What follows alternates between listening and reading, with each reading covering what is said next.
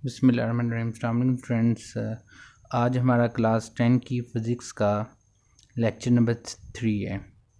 Lecture number 2 तक students हमने spring math system के बारे में पढ़ा था कि स्प्रिंग मैथ सिस्टम जो है that is the example of simple harmonic motion. ये एक स्प्रिंग है, इसके साथ ये मैस बंधा हुआ है। इसकी जो ऑसिलेशन होगी इसको हम सिंपल हार्मोनिक मोशन कहते हैं और उस लेक्चर में हमने ये चीज़ प्रूव भी की थी। आज हमारा टॉपिक है कि हम स्प्रिंग मैस सिस्टम में ही डिफरेंट पोजीशन पे इस बॉडी की स्पीड क्या होगी, इस बॉडी के पास काइनेटिक एनर्जी क्या होगी और पोटेंशियल एनर्जी क्या होगी, इन तीन चीज़ों के बारे में हमने डिस्कस करना है। स्टूडेंट्स, ये मेरे पास एक स्प्रिंग है, इसका एक एंड वॉल के साथ सस्पेंडेड है, फिक्स है, और with the other end of this spring हमने एक मैस एम जो है वो सस्पेंड किया हुआ है और ये एक फ्रिक्शनलेस स्टेबल सरफेस के ऊपर जो है वो सिस्टम पड़ा हुआ है। स्टूडेंट्स, यहाँ पे नॉर्मल सिचुएशन में जब ये स्प्रिंग अपनी नॉर्मल हालत में होगा तो ये मैस यहाँ पे रुका हुआ होगा, क्योंकि इस मैस पे ये मैस जो है ये अपनी इस हालत पे ये मैस जो है इसका वेट नीचे को होगा और जिस सरफेस पे ये पड़ा हुआ है वो इस पे ऊपर की तरफ फोर्स लगाएगा। लिहाजा हम ये कहेंगे कि इस मैस पे, इस बॉडी पे नेट फोर्स जो है वो ज़ीरो लग रही है। नेट फोर्स इस पे क्या लग रही है? ज़ीरो लग रही है। So that position where net force acting on the body is zero, that position is called mean position. So this is mean position of this body, okay.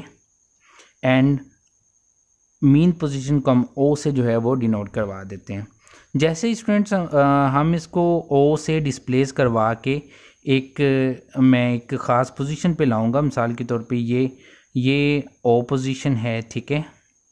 जैसे ही मैं इसको डिस्प्लेस करवाऊंगा, ठीक है, मैं इसको यहाँ पे लाऊंगा, यहाँ पे आप कह लें कि ए, ठीक है। ए पे जब मैं लाऊंगा तो इसका मतलब है कि हम एक्स जो है वो डिस्प्लेसमेंट जो है वो प्रोड्यूस करवाएंगे, क्योंकि जब तक बॉडी अपनी मीन पोजीशन पे होती है, जहाँ पे बॉडी के पास नेट फोर्स ज़ीरो होती है, वहाँ पे एक्स भी क्या होता है? ज़ीरो होता है। जैसे ही हम इसको मीन से एक्सट्रीम पे लाते हैं, ठीक है, तो इस बॉडी पे हम फोर्स लगाते हैं, वही फोर्स जो है वो स्प्रिंग के अंदर स्टोर हो जाती है और रीस्टोरिंग फोर्स के तौर पे वो काम करती है। और बॉडी जो है वो ए पे लाकर जब हम अपना हाथ हटा देंगे तो बॉडी ए से दोबारा कहाँ जाएगी? ओ पे, और ओ पे जाकर रुकेगी नहीं, ड्यू टू इनर्शिया जो है ये आगे जाएगी और इस तरह जो है ये बी पोजीशन जो है दूसरी एक्सट्रीम पोजीशन पे पहुंच जाएगी। And this body will keep oscillating along the path A B के अलोंग जो है ये ऐसे ऑसिलेट करती रहेगी। अब हमने ये देखना है, ये इसकी मीन पोजीशन है। मीन पोजीशन की डेफिनेशन बता दी मैंने कि वो पोजीशन जहाँ पे बॉडी पे नेट फोर्स ज़ीरो लग रही होती है।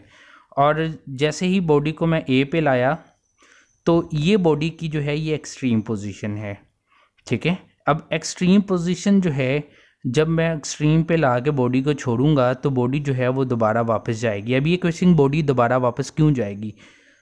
तो इसका आंसर ये है कि बॉडी दोबारा ए से ओ की तरफ रीस्टोरिंग फोर्स की वजह से जाएगी, ठीक है। अब ये रीस्टोरिंग फोर्स है जिसकी वजह से बॉडी जो है वो ए बी के अलोंग जो है वो ऐसे ऑसिलेट करेगी। क्योंकि मैंने एक बार फोर्स लगा के ओ से ए पे लेके गया, मैंने अपनी फोर्स हटा दी, तो बाद में ये बॉडी जब ऐसे ऑसिलेट करेगी तो इसको ऐसे ऑसिलेट करवाने वाली कौन सी चीज़ है? दैट इज़ रीस्टोरिंग फोर्स, ठीक है। और रीस्टोरिंग फोर्स हमेशा बॉडी को खींच के मीन की तरफ लाना चाहती है। ये रीस्टोरिंग फोर्स की विश होती है, ये उसकी मंशा होती है कि वो हमेशा बॉडी को मीन की तरफ लाना चाहती है। जैसे मैंने आपको बताया था कि आप डोर पे पुश या पुल लिखा हो, आप उसे चाहे पुश करो चाहे पुल करो, तो जब आप अपना जो है वो पुश करते हो या पुल करते हो, उसके बाद डोर जो है वो दोबारा अपनी बंद हो जाता है, यानी अपनी मीन पोजीशन पे दोबारा आ जाता है। तो ये रीस्टोरिंग फोर्स होती है। अब फ्रेंड ये देखें कि जब आप इसको यहाँ से ए पे लाते हो, ठीक है, आप इसे छोड़ते हो, ये ए बी के अलोंग जो है वो ऐसे से जो है वो ऑसिलेट करता है। सबसे पहले ये देखें कि जैसे जैसे आप इसको यहाँ पे इसके पास रिस्टोरिंग फोर्स ज़ीरो होती है, जैसे जैसे आप इसको जो है वो मीन एक्सट्रीम की तरफ लेके जाओगे, रिस्टोरिंग फोर्स में इजाफा होता जाएगा, ठीक है जी। और इसी रिस्टोरिंग फोर्स की वजह से ऐसे ए बी के लॉन्ग जो है वो ऑसिलेट करता है। अब यहाँ पे देखें ये जो पोजीशन है इसको हम एक्सट्रीम पोजीशन कहते हैं। एक्सट्रीम पोजीशन का दूसरा नाम जो है वो टर्निंग पॉइंट्स भी होता है। अब आपको ये समझ आनी चाहिए कि इनका टर्निंग पॉइंट्स नाम क्यों हैं। जब ये बॉडी ऐसे जा रही है, मेरी इस पेंसिल की को अगर आप देखें तो यहाँ पे रुक के ये वापस आएगी ना, तो टर्न लेके वापस आएगी, इस वजह से इसका दूसरा नाम क्या है, टर्निंग पॉइंट्स, ठीक है। इनको क्या कहते हैं, टर्निंग पॉइंट्स। तो याद रखें जब ये बॉडी अपनी डायरेक्शन जो है वो रिवर्स करती है, उसको कुछ लम्हा के लिए यहाँ पे रुकना पड़ता है, ठीक है। इसी तरह ऐसे अगर बॉडी जा रही है, अगर इसने ए से वापस जाना है तो ए पे कुछ लम्हा के लिए रुकेगी। जब ये ए पे रुकेगी तो हम कहेंगे रुकी हुई बॉडी की स्पीड जो है वो ज़ीरो होती है। तो हमने यहाँ पे क्या डिसाइड किया कि eight extreme position speed of this body is zero, become zero. यहाँ पे स्पीड ज़ीरो है, जैसे जैसे ये मीन को अप्रोच करती जाएगी इसकी स्पीड में इजाफा होता जाएगा। स्टूडेंट्स मान लें कि यहाँ पे स्पीड जो है वो ज़ीरो है। ज़ीरो क्यों है, अभी मैंने बताया कि जब बॉडी ऐसे आती है ए पे रुक के फिर वापस जाती है, ठीक है। तो ए पे जैसे ही रुकती है स्पीड बिकम ज़ीरो, उसके बाद स्पीड इज़ इंक्रीजिंग 1 2 3 4 5 6 7 8 9 10। ओ पे पहुंच के स्पीड जो है दोबारा मैक्सिमम हो जाती है, ठीक है। और फिर मैक्सिमम हो गई कहाँ पे, मीन पोजीशन पे, और उसके बाद फिर जो है स्पीड कम होना शुरू होगी। मान लें कि यहाँ पे पहुँच के मैक्सिमम वैल्यू अगर 10 होगी है, लेट्स सपोज, तो फिर 9 8 7 6 5 4 इस तरह to reach at this extreme position B, speed again become 0. So what we see from here, we see that at mean position speed is maximum, speed is maximum, ये बात ध्यान में रखने। and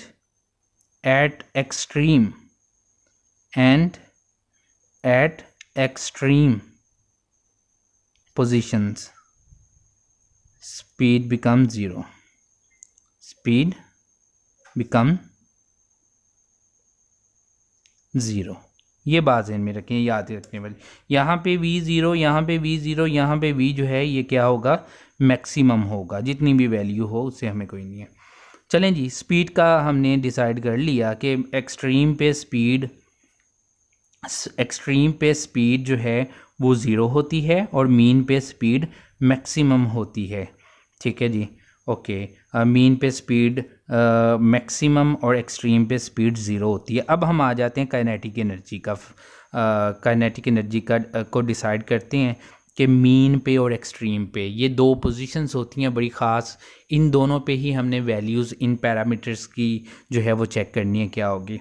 देखें स्टूडेंट्स, काइनेटिक एनर्जी का formula होता है, 9th class में हमने पढ़ा, ½ mv², ठीक है। This is the formula of the kinetic energy, और यही फार्मूला जो है it will help us to determine the value of kinetic energy at different position in this spring mass system. देखें यहाँ पे अगर आप देखें तो काइनेटिक एनर्जी जो है वो टोटली किस पे डिपेंडेंट है, आंसर इज़ v पे डिपेंडेंट है। मैस तो कांस्टेंट है ना, मैस तो ऐसे ऐसे ऑसिलेट कर रहा है, मैस ना कम हो रहा है ना ज़्यादा हो रहा है। क्या कम और क्या ज़्यादा हो रहा है, what is fluctuating, answer is v जो है ये कम और ज़्यादा हो रहा है। अब आप मुझे बताएं, if you look at this formula tells us कि v जहाँ पे 0 हो जाएगा तो 1/2m इससे 0 से मल्टीप्लाई होके काइनेटिक एनर्जी भी क्या हो जाएगी, 0 हो जाएगी। इसका मतलब ये हुआ कि जहाँ पे v ज़ीरो होगा वहाँ पे काइनेटिक एनर्जी भी ज़ीरो हो जाएगी। यहाँ पे भी v ज़ीरो, लिहाजा यहाँ पे भी काइनेटिक एनर्जी ज़ीरो हो जाएगी। अब v मैक्सिमम कहाँ पे है? मीन पे, तो काइनेटिक एनर्जी भी मीन पे क्या हो जाएगी? मैक्सिमम हो जाएगी। क्यों? क्योंकि एक सिंपल सी बात है, kinetic energy is that energy which is possessed by the body due to its motion. तो एक्सट्रीम पे बॉडी की मोशन रुक जाती है थोड़ी देर के लिए, ठीक है।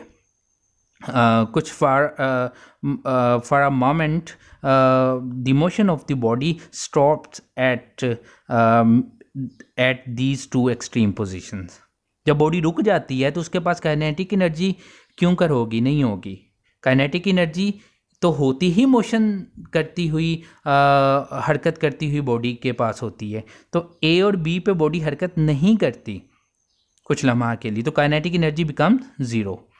और सबसे ज़्यादा जो मोशन है, बॉडी की स्पीड है, वो ज़्यादा होती है मीन पे, लिहाजा काइनेटिक एनर्जी भी मीन पे क्या होगी? मैक्सिमम होगी। Now we come to potential energy. देखें स्टूडेंट्स, काइनेटिक और पोटेंशियल जो है ये इंटरकन्वर्टिबल होती हैं। यानी आप ये कह सकते हैं कि पोटेंशियल एनर्जी की वैल्यू भी हम उसी के फार्मूले से निकाल लेते हैं। देखिए स्टूडेंट्स, पोटेंशियल एनर्जी का फार्मूला होता है mgh, ठीक है जी। अब यहाँ पे h की जगह x ने ले ली है, x ने, ठीक है। यानी m क्या है? Mass of the body. तो यहाँ पे मैस कम या ज़्यादा नहीं हो रहा। g जो है इसकी वैल्यू भी कांस्टेंट होती है। जैसे यहाँ पे काइनेटिक एनर्जी टोटली डिपेंडेंट थी v पे, इसी तरह यहाँ पे पोटेंशियल एनर्जी जो है वो टोटली डिपेंडेंट है h पे, लेकिन h का कॉन्सेप्ट तो यहाँ पे नहीं है। जब आप बॉडी को मीन से एक्सट्रीम की तरफ लाते हो, ठीक है, तो what are you producing? You are producing x not h here. तो यहाँ पे आप समझ लें कि ये फार्मूला जो है वो हो गया mgx। तो यहाँ पे पोटेंशियल एनर्जी का टोटली जो डिपेंडेंसी है that is upon x, nothing else. अब x कहाँ पे ज़्यादा होता है, कहाँ पे कम होता है? जहाँ पे x ज़्यादा होगा mg से मल्टीप्लाई होके ज़्यादा बड़ा नंबर, बड़ी वैल्यू आएगी, पोटेंशियल एनर्जी भी ज़्यादा होगी। जहाँ पे x कम होगा पोटेंशियल एनर्जी भी कम होगी। तो आप मुझे बताएं मीन पे x के बारे में क्या ख्याल है? मीन पे तो x ज़ीरो होता है।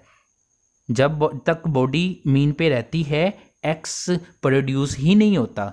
तो मीन पे x ज़ीरो, जहाँ पे x ज़ीरो वहाँ पे पोटेंशियल एनर्जी भी ज़ीरो, ठीक है जी। तो इसका मतलब ये हुआ कि मीन पे पोटेंशियल एनर्जी की वैल्यू क्या होगी? मीन पे at O potential energy is equal to zero, okay. जबकि x ज़्यादा मैक्सिमम कहाँ होता है? आंसर इज, आप इस तरफ चले जाएं, O से A पे चले जाएं, A पे x मैक्सिमम है या x मैक्सिमम B पे है, दोनों पोजीशंस पे x जो है वो क्या है? मैक्सिमम। तो eight extreme positions potential energy क्या है? मैक्सिमम। आप इसको याद करने के लिए ये भी ज़हन में रख सकते हो कि काइनेटिक और पोटेंशियल ये एक दूसरे की ज़िद में होते हैं। यानी हम कहते हैं कि काइनेटिक जहाँ पे मैक्सिमम वहाँ पे पोटेंशियल ज़ीरो हो जाती है, यहाँ पे पोटेंशियल ज़ीरो, और काइनेटिक जहाँ पे ज़ीरो वहाँ पे पोटेंशियल एनर्जी क्या हो जाती है? Maximum. Potential energy is maximum at A, potential energy is maximum at B, and potential energy is zero at mean position. So ये हमारा था डिफरेंट पोजीशन पे डिफरेंट पैरामीटर्स की क्या वैल्यू होगी। फाइनली हम डिस्कस करते हैं टाइम पीरियड को, टाइम पीरियड के फार्मूले को। स्टूडेंट, टाइम पीरियड का फार्मूला क्या होता है? टाइम पीरियड उस टाइम को कहते हैं जितनी देर में बॉडी अपनी ऑसिलेशन एक चक्कर पूरा करता है। मिसाल के तौर पे मैं O से A पे लाया, ए पे जैसे ही ला के मैंने छोड़ दिया, मैंने स्टॉप वॉच को, घड़ी को ऑन कर दिया, मैंने देखा बॉडी ऐसे गई। दोबारा जब ए पे आएगी तो मैं बोलूँगा एक चक्कर पूरा हो गया। अब एक चक्कर पूरा होने में जो टाइम लगता है that time is called time period, and it is denoted by capital T, not small T. By small T हम सिंपल टाइम को रिप्रेजेंट करवाते हैं। तो कैपिटल टी जो है it is denoted, it is used for time period. क्योंकि ये ख़ास टाइम होता है जो एक चक्कर पूरा करने में बॉडी लेती है। तो इसका फार्मूला होता है, स्प्रिंग मास सिस्टम की बात कर रहा हूँ मैं, T is equal to 2 pi √L/G। ठीक है जी, sorry, T is equal to 2 pi √M/K। ये मैंने ये मैं टाइम पीरियड का फॉर्मूला नीचे लिख दें, T is equal to 2 pi √M/K। ये टाइम पीरियड का फार्मूला है किस सिस्टम के लिए? स्प्रिंग मास सिस्टम के लिए। मैं यहाँ पे आई एम एम्फसाइजिंग ऑन कि ये टाइम पीरियड का फार्मूला है स्प्रिंग मास सिस्टम के लिए। जब सिस्टम चेंज हो जाएगा टाइम पीरियड का फार्मूला भी चेंज हो जाएगा, जो मैंने यहाँ पे गलती से लिख दिया था। T is equal to 2 pi √M/K। तो यहाँ पे M क्या है? ये जो मैस आपने कितना बंधा हुआ है, ये मैस थोड़ा भी हो सकता है, ज़्यादा भी हो सकता है, ठीक है। K जो है ये क्या है? आपको पता है ये स्प्रिंग कांस्टेंट है। 2 पाई की वैल्यू आपको मालूम है कि 22/7 होती है। So knowing the value of M and K we can find out the time period of the system. तो ये था स्टूडेंट्स टाइम पीरियड। और उसके बाद जो है वो हम थोड़ा सा डिस्कस कर लेते हैं नेक्स्ट सिस्टम। अब यहाँ पे आपने ये सारा जो है इसको याद कर लेना, यहाँ तक ये टॉपिक आपका कंप्लीट हो गया। अब हम अगली एग्जांपल की तरफ चलते हैं सिंपल हार्मोनिक मोशन की, that is ball and bowl system. Students देखें, बॉल एंड बाउल सिस्टम यहाँ से यहाँ तक आपने याद करना है। इसमें क्या लिखा हुआ है वो मैं एक्सप्लेन कर देता हूँ। बहुत सिंपल सी बातें हैं बॉल एंड बाउल सिस्टम के हवाले से। बॉल एंड बाउल सिस्टम में क्या होता है जी? Ball and bowl system, ball and bowl system ये बड़ा सा सादा सा सिस्टम है। आप घर पे इसको जो है वो इसको इस एक्टिविटी को कर सकते हो। अगर आप बाउल ले लें, ठीक है, कोई भी बाउल ले लें, आइसक्रीम बाउल या जो भी, इसमें एक गेंद को रखते हैं तो गेंद जो है, बॉल जो है वो यहाँ पे आके रुक जाएगा, ऐसे ही होगा ना। ये इसकी मीन पोजीशन है वो। अब यहाँ पे ये इसकी मीन पोजीशन है, ठीक है। अब ये मीन पोजीशन है, मीन पोजीशन की डेफिनेशन मैंने बताई, वो जहाँ पे नेट फोर्स बॉडी पे ज़ीरो लगती है, ठीक है। तो इसका मतलब है यहाँ पे बॉडी पे नेट फोर्स क्या है? ज़ीरो। नेट फोर्स क्या है? ज़ीरो। तो अब ये देखें नेट फोर्स ज़ीरो कैसे है। देखें ये बॉल का एक वेट है नीचे की तरफ, बिल्कुल ठीक है, वेट भी फोर्स ही होती है नीचे की तरफ, और ये बाउल की सरफेस बिल्कुल उतनी ही फोर्स इस पर ऊपर की तरफ लगा रही है। ये वेट और ये रिएक्शनल फोर्स जो ऊपर को लग रही है, ये डायरेक्शन में ऑपोजिट हैं, मैग्नीट्यूड में इक्वल हैं। सो बाय न्यूटन थर्ड लॉ ये दूसरे को कैंसिल कर देंगे, लिहाजा नेट फोर्स जो है, I am not saying that कि at this position force acting upon the body is zero. I am saying that net force acting upon the body is zero. ठीक होगी बात? Net force zero, no motion. Net force zero, no motion. अब मैं अगर इस ball को यहाँ पे लाता हूँ, डिस्प्लेस करवा के यहाँ पे ले आता हूँ, ठीक है, एक्स डिस्प्लेसमेंट कवर करवा के मैं यहाँ पे ले आया।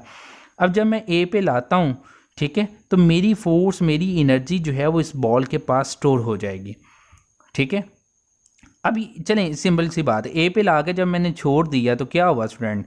ए पे ला के जब मैं इसको छोड़ूंगा तो मैं अपना हाथ पीछे हटा दूंगा तो ये बॉल जो है यहीं पे रुका नहीं रहेगा, ये ऐसे वापस जाएगा। वापस जाके इनर्शिया की वजह से ये ओ पे रुकेगा भी नहीं, ये इधर फर्दर जो है वो इधर भी जाएगा। इसका मतलब यहाँ पे एक क्वेश्चन जो है वो रेज होता है इन दी माइंड्स ऑफ द स्टूडेंट्स कि सर यहाँ से यहाँ तक आप लेके गए, यहाँ पे पहुँचा के आपने अपना हाथ हटा दिया, तो कौन सी ताकत है, कौन सी फोर्स है जो इसको वापस लेके आ रही है? फोर्स के बगैर ये ऐसे तो नहीं जाएगा वापस। कौन सी फोर्स है जैसे जो इसको ऐसे से ऑसिलेट करवाएगी? ठीक करेगा ये? आप एक्सपेरिमेंट करें, यहाँ पे ला के इसको छोड़ दें कुछ टाइम के लिए, ये ऐसे से ऑसिलेट करेगा, फाइनली इट विल स्टॉप। वो स्टॉप क्यों होगा उसको बाद में हम देखें। ए पे ला के जब आप छोड़ते हो तो ये ऐसे से ऑसिलेट करेगा। तो यहाँ पे वहाँ पे तो स्प्रिंग खींच रहा था, स्प्रिंग जो है वो रिस्टोरिंग फोर्स प्रोवाइड कर रहा था, but here is no such spring नहीं है यहाँ पे। तो अब यहाँ पे कौन रिस्टोरिंग फोर्स प्रोवाइड कर रहा? आंसर इज़ जब आप इसको यहाँ से यहाँ पे लेके गए तो यहाँ पे ला के इसको आपने छोड़ा, यहाँ पे इसका वेट था, आंसर इज था, बिल्कुल था। वो सारे का सारा किससे कैंसिल हो गया? इस रिएक्शनल फोर्स से कैंसिल हो गया।